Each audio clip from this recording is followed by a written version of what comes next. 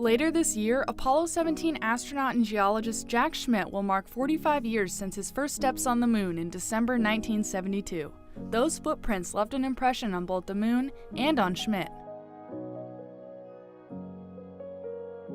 No matter how much preparation you have for experiences like stepping on the moon, it's going to be more than you ever anticipated. Schmitt was the first trained field geologist to observe the moon up close and personal, and he found himself discovering unexpected things with every step.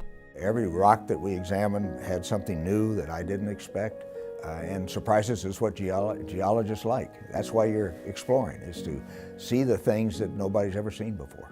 Schmitt spent a combined 22 hours outside of the spacecraft during his 3 excursions on the moon.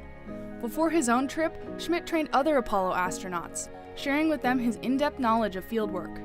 The main thing was to expose them to as many different, say, geological experiences as we possibly could. Get them out in the field. Don't let them sit in the classroom.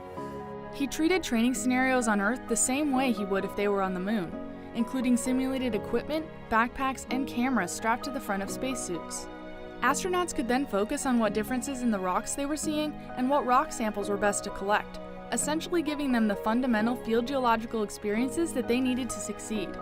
The 4 or 5 days per month Schmitt spent training astronauts in the field really did make a difference.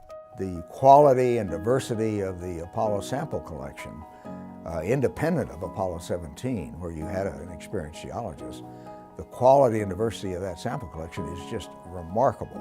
Fortunately, the current Lunar Reconnaissance Orbiter mission, or LRO, is changing the game, bringing back high-quality photography of the moon that Schmitt only wished he'd seen before his own trip.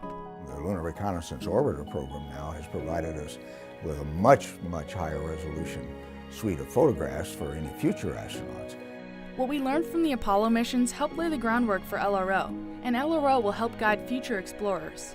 Every new environment in which a geologist works is usually very different than the last, but you have learned things from your previous experiences that do in fact enable you to maximize the value of your new experience.